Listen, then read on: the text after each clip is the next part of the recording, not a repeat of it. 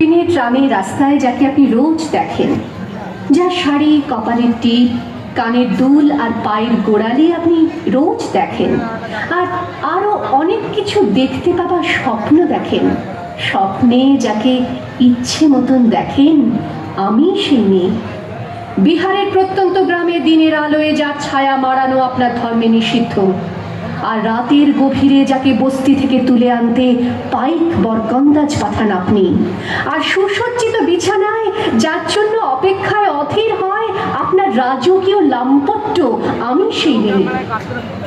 আমি সেই মেয়ে।